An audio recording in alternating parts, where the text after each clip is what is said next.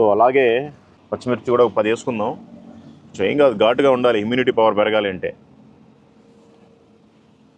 కాబట్టి వాళ్ళ ఆకారం ఈ కారం మొత్తం మంటెక్కిపోవాలి.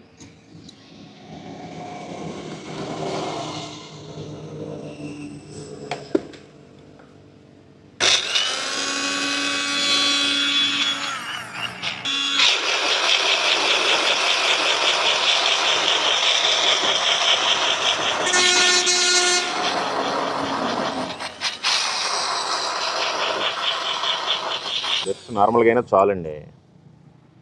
Okay, so this is ready. So ఇప్పుడు మనం ప్యాన్ పెట్టుకుందాం. సో మొత్తానికి ఈ హైవే పక్కన, ఇది Agra to Jaipur national highway, express way అయితే దిగేసి నేషనల్ హైవేకి వచ్చాం. ఆ పక్కనే రైల్వే ట్రాక్ ఉంది, ఈ పక్కనేమో నెమ్మలు తిరుగుతూ ఉన్నాయి. చాలా బాగుంది కదా, కొంచెం డిస్టర్బెన్స్గా ఉంది, మధ్యలో ఆవులు అవి వస్తూ ఉన్నాయి. సో ఏదేమైనప్పటికీ మన వంట ముగించాలి కాబట్టి ఈరోజు ఆయిల్ కూడా సరిపోనట్టుగా ఉంది. సరే పర్వాలేదు, సరిపోద్దిలే, అంటే కొంచెం మిగిలింది. సో ఆయిల్లో ఫస్ట్ ఏం వేసుకోవాలి అంటే జీలకర్ర. ఇది చాలా ఇంపార్టెంట్. జీలకర్ర తింటే చాలా హెల్త్కి మంచిది.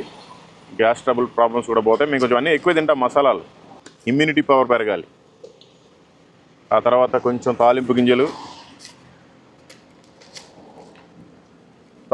అంటే ఆవాలు, జీలకర్ర, మినప్పప్పు, పచ్చెనగపప్పు అట్లాంటివి మీకు తెలుసులే.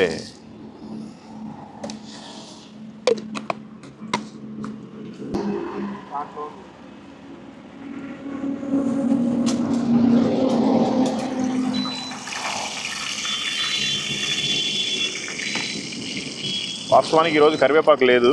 మొత్తానికి జీలకర్ర, ఆవాలు అవన్నీ వేగాయి. ఇప్పుడు అల్లం పేస్ట్ వేసుకుందాం.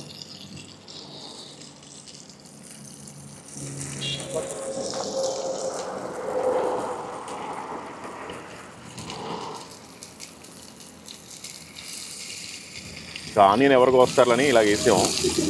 పర్లేదు, ఆనియన్స్ ఎక్కువ తింటే మంచిదే.